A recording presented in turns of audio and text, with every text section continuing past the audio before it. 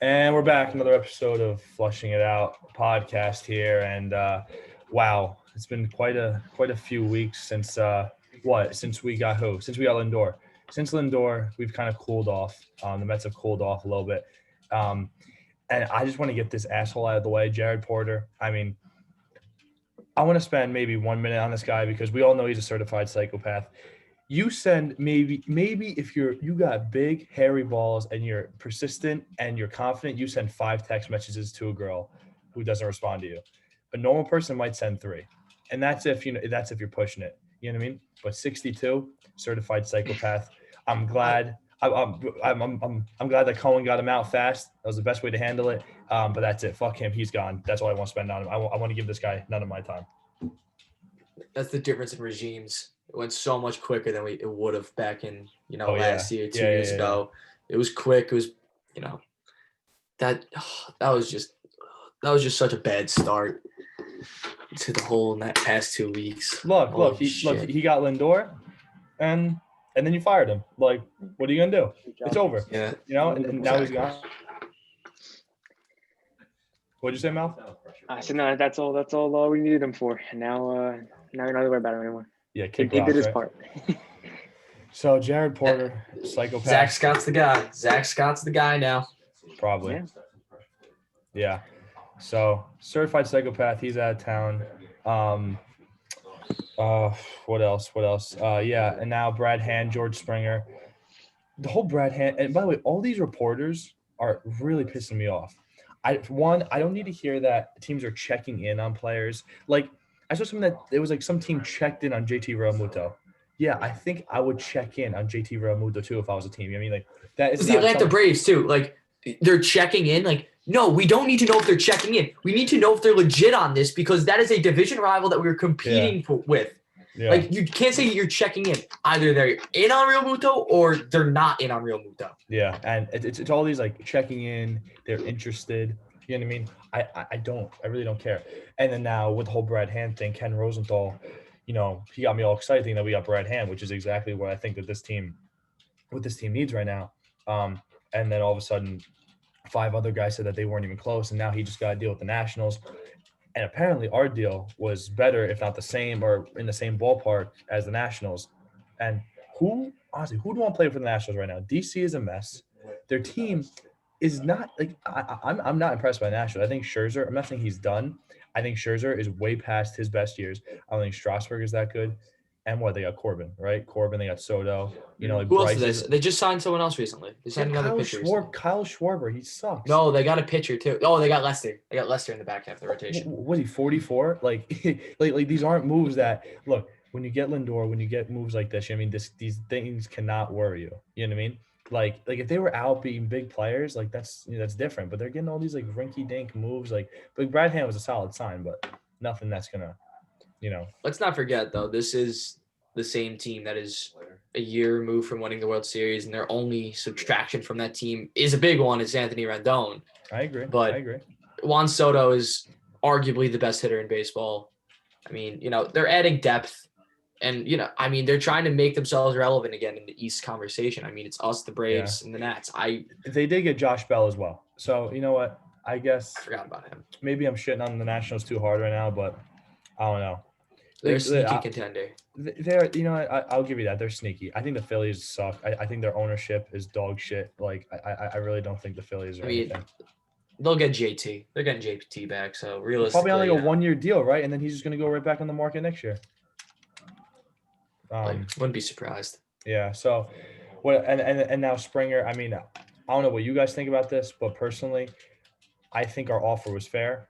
I think that, and in Steve Cohen's introductory press conference, he said that he does not want to overpay and be bogged down by contracts for older players. And if they match the 150 for 6 years, which by the way, Cohen could have did in his sleep, that's exactly what would have happened. That's the kind of contract you don't want in years 4, 5, and 6, especially 5 and 6. So I think good move by them to not go get him. You still have the money to sign a guy like Bauer. You could still extend Conforto, extend Lindor. I think that was a very smart. It's the same thing as signing McCann over Realmuto. It's just these smart moves, It's just being smart with the money you have now. I mean, I'm not sure if you guys are more upset about losing Springer than I am, but I mean, personally, I'm happy they passed on him. At the price that he signed for, like obviously I wanted him. That center field's the biggest need, but at that price, once they said that it was 6 years, 150, I was like, yeah, I'm happy they didn't get him. I think the most I would have done, I remember for a little bit, they were talking about that the Mets were going to explore a 7-year 115. Like that would have been okay because the average per year would have been less, so it would have been easier to swallow. But 6 years 150, I'll pass. That's just a tick below 30 a year. And if you're getting 30 a year, you're a fucking, you're a stud. Like you're one of the best in the game. And he's good. He's good. He's a great player, All-Star, World Series MVP, but 30 a year, no, there's no chance. And I mean, let's be real here too. I mean, he's not going to be able to play center field that much longer. I mean, he's 31. He's probably got 2 years at most at a top level center fielder. I agree. Then he's going to have to move to a corner.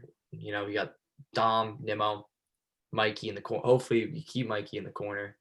Go.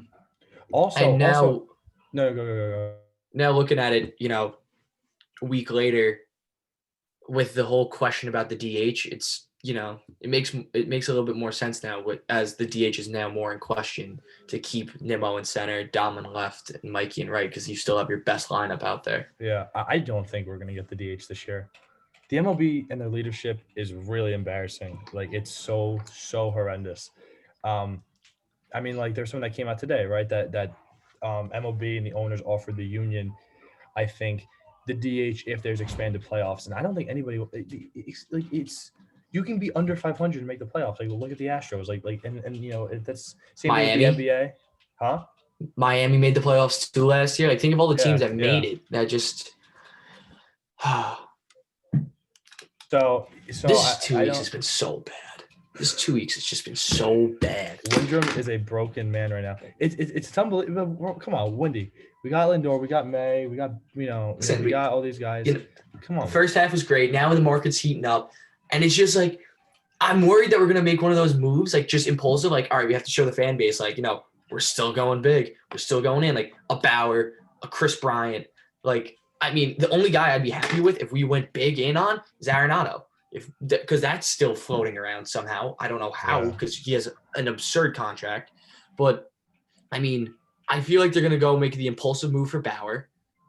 Yeah, but if it's a 4-year deal, will you – I don't have a problem with that. I don't know about a 4 years because I'm still worried about the re-signing of – I mean, because now the whole question is, are we going to get rid of the luxury tax next year? That is a big question with the new CBA coming up next year. And if the luxury tax is gone – I am completely fine with Bauer, but until we know that question, like, it's just too risky. We're going to be paying it constantly. We got to make sure we pay our guys first, Lindor and Mikey. Don't worry about. But those deals, especially Lindor will be like a 10, 11-year deal, right? Conforto probably like 6 or 7 years. I don't think he's going to get more than that. If you get Bauer to a 4-year deal, you might be iffy in years 3 and 4 in terms of like trying to manage your money through the luxury tax, but. It would be different if you're signing it. Oh my God, I can't speak. If you're signing him to a 7 or 8 year deal, you know what I mean? That's where you get bogged down too with these big contracts. I think 3 for 90 is the perfect middle ground. I have no problem with that. That's the perfect middle ground for Bauer. Yeah, I agree. If we do that, I'm not mad. And like having one more solid arm in the I mean, probably solid is like an understatement for him, but that would, dude, you can now go against big lineups in a 5-7 game series and seriously hold your own. You know what I mean? Because Stroman has his moments. You're not sure what Syndergaard's going to give you. Peterson still, kind of unproven. We also have Carrasco now too. So if we can get like DeGrom, Bauer, and Carrasco, like a solid 3, and Stroman could even be considered a 3. But even having a Stroman as a 4, that's a deep rotation. And then, I mean, it gives us flexibility. We can move. I mean, we just lost out on Hand. We need a lefty in the bullpen. Yeah. Anyone think David Peterson can go there?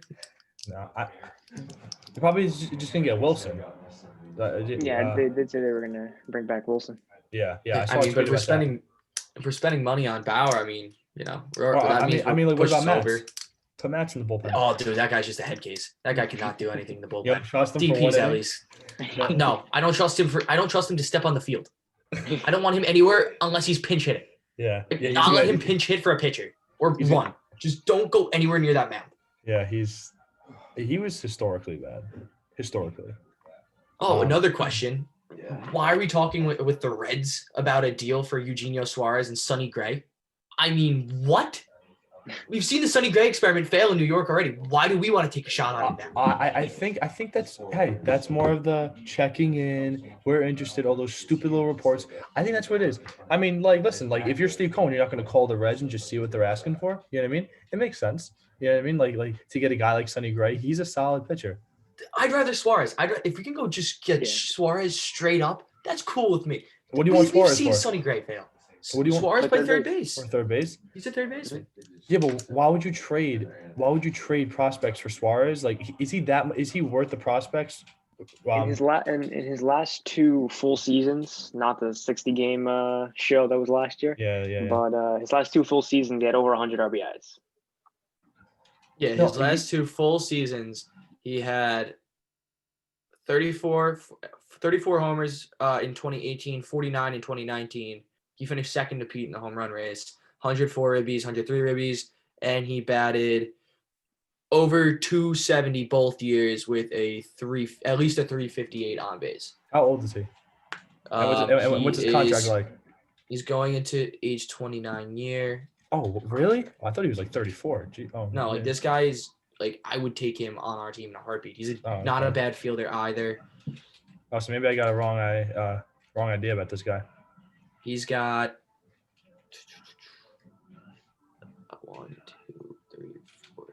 4 years with a 5th-year buyout, so 5 more years. He's only making 11 mil a year. Okay. So you know what? Scratch what I just said. I like him. I think that would be good. I mean, obviously, depending on the price tag, we've been pretty good on trades this offseason. For the first time ever, we've been making some pretty smart trades. Yeah, I don't know. Also, to go back about the Springer thing, we're gonna have Pete Crow up here in 2 or 3 years probably. On my other podcast, I had Trey Hannum on, one of the Mets minor league hitting coaches, and he was saying how impressive guys like Beatty and Armstrong are. This kid's the real deal, and he will be patrolling center field for a very long time, hopefully.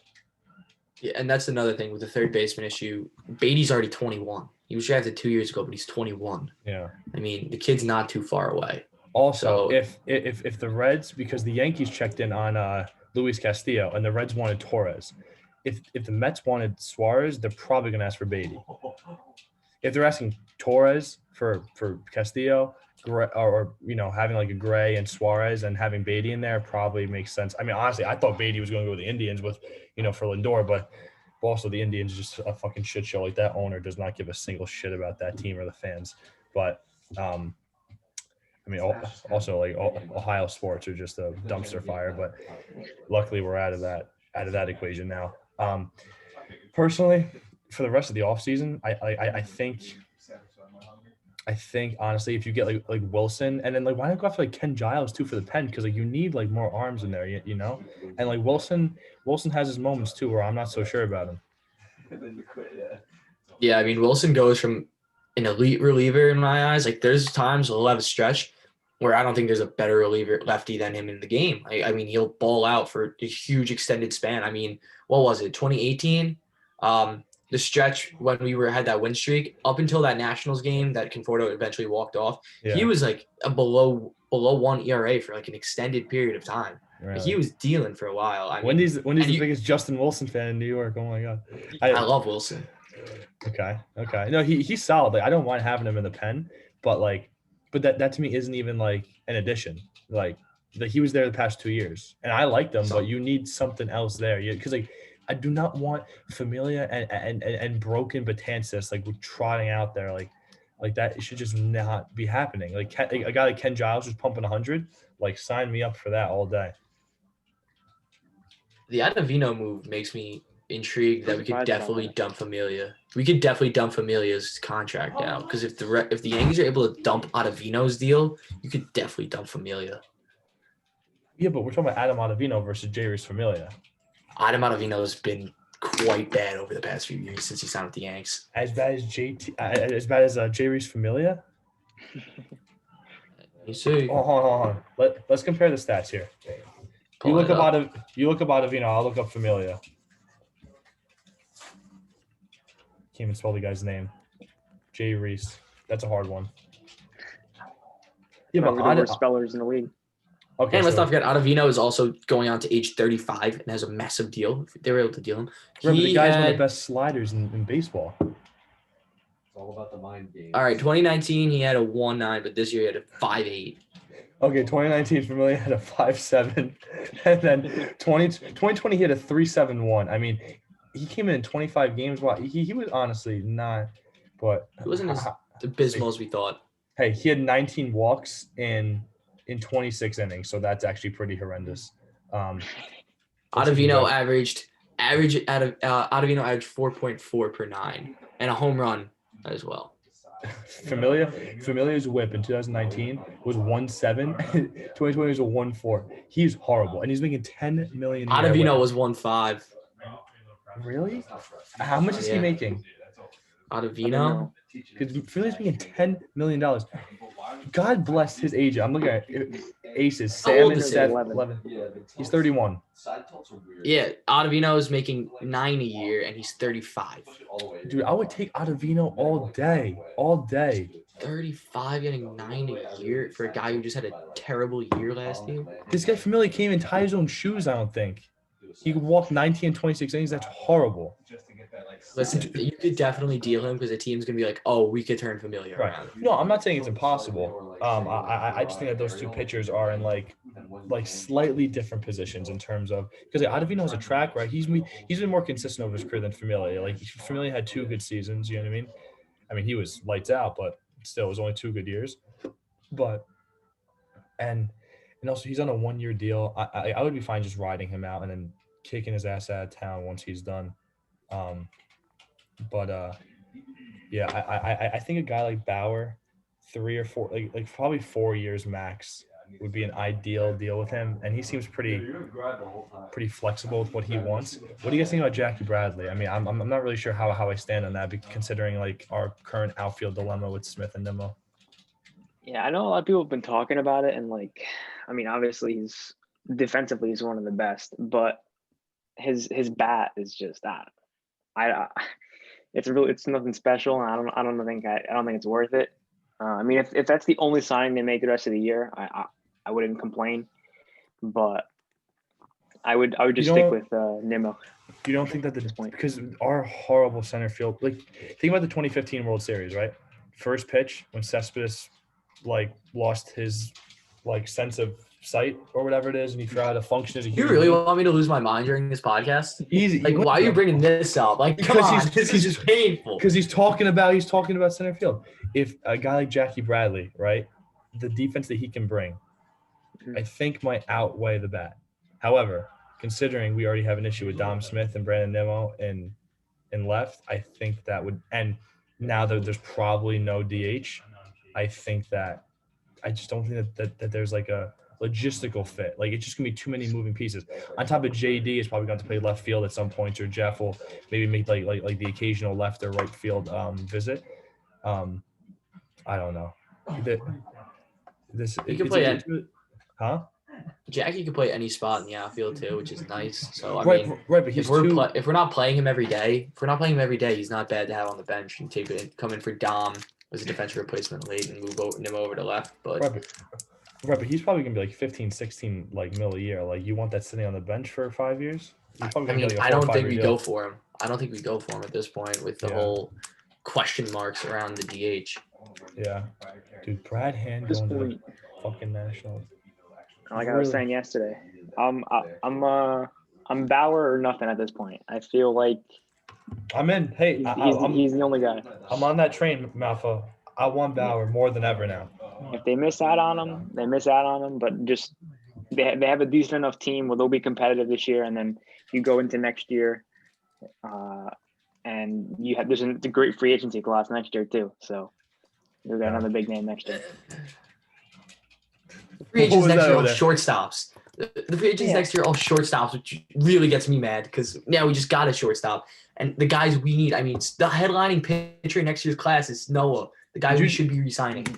Did you just say you're mad that we have a shortstop now and next year's free agent class? No, I'm not. But I'm mad that there's no other free agents. I'm mad that the top of the class is all shortstops when we have the peak shortstop. Well, personally, not that he's going to because of his contract, but can't Arenado opt out next year? You might. Arenado has an opt-out. Bryant's a free agent. Escobar, Kyle Seager, Jose Ramirez has a club option. Okay. Outfielders: Mikey, Tommy Pham, Starling Marte, Schwarber, Eddie Rosario.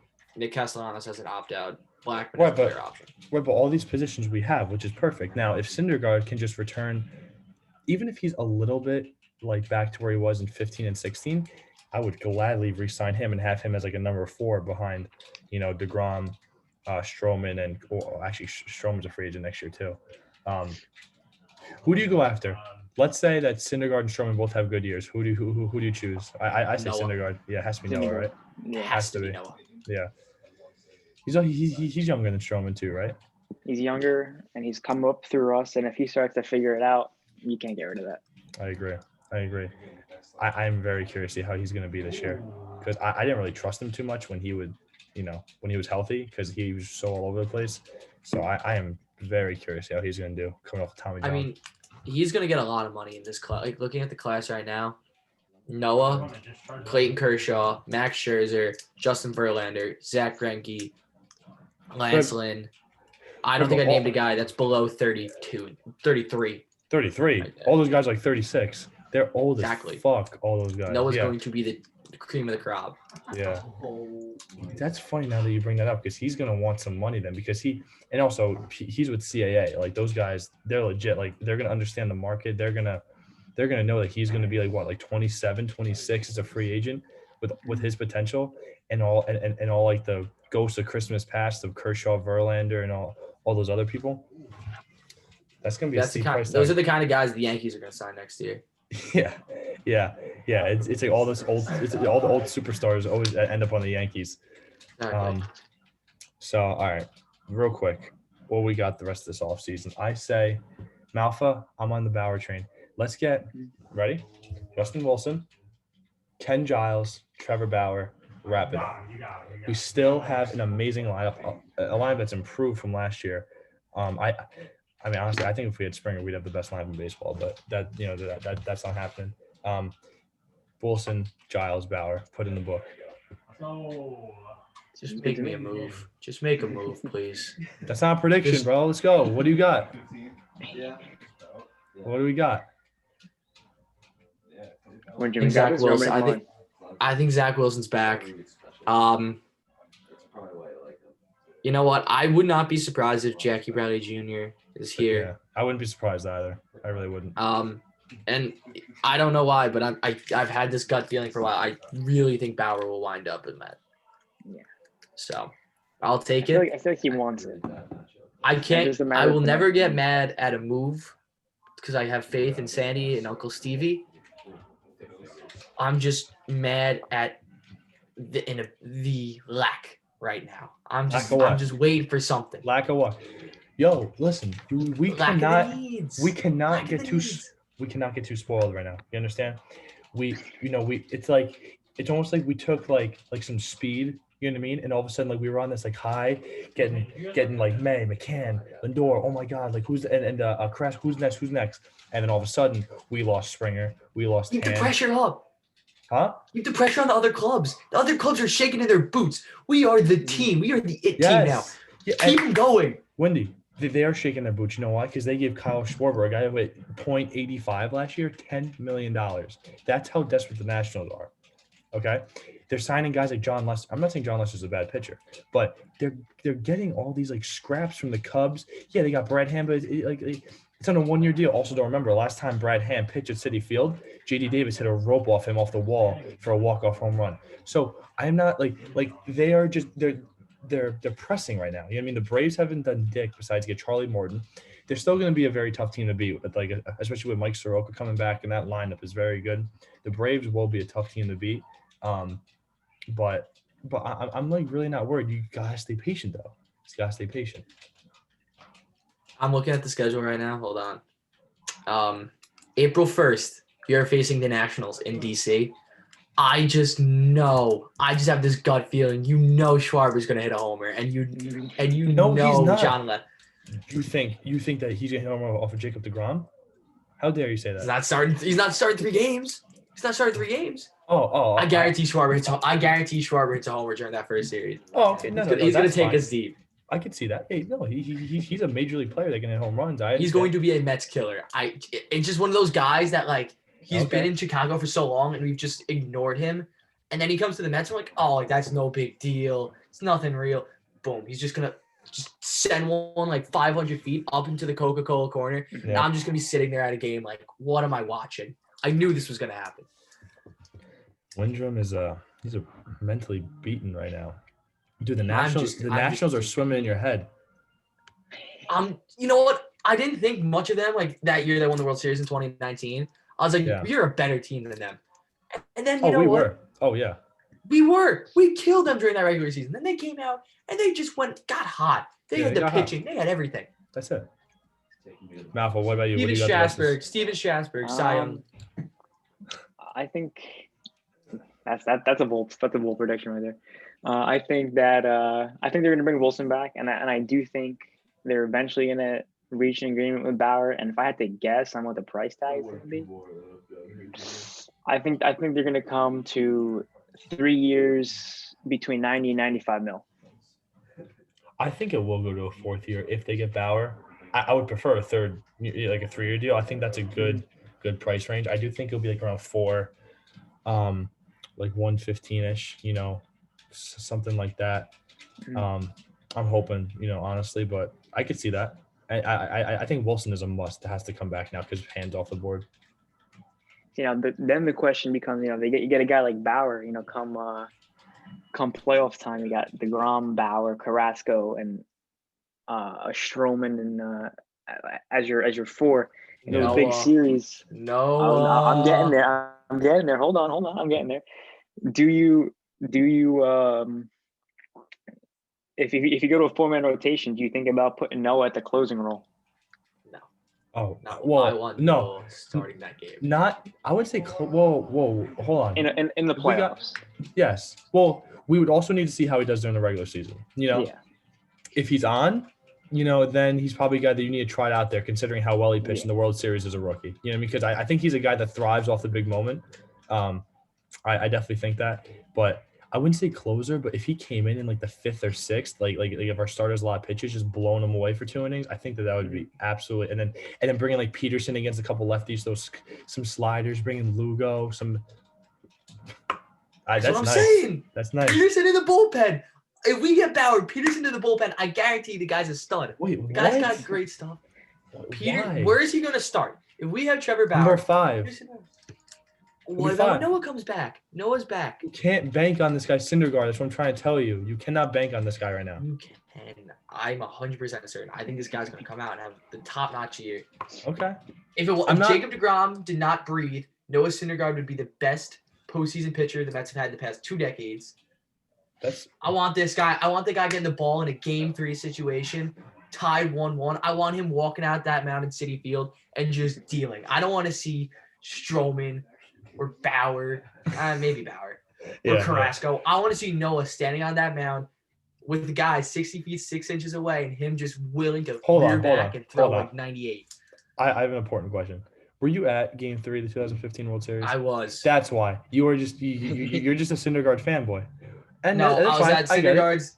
I was at he started Game 3 of the World Series. He started the 2016 wild card game, and everyone forgets how dominant he was that game. Oh yeah. Madison Bumgarner is just a thing. I mean, he was great in that. He came in, remember Game 5, NLDS? Jake throws a gem. Yes, I remember. Yeah, he was awesome. He comes in, hammers it. Yeah. I trust that guy in the mound in big spots. I want him there. Certified Wendy is a. I miss him so much. I miss Noah so much. Every podcast that we've done and Syndergaard's come up, you're like, yeah, he's going to go right in the rotation, whatever. And I'm just a little more hesitant, and now I know why. That is exactly. Now we know why you love Noah Syndergaard. Noah's my guy. Noah's been my guy for a while. That's fine. That's a valid reasoning. Yeah. So I got Wilson. I got Ken Giles, and I got Trevor Bauer coming to the New York Mets. And we need the pitching,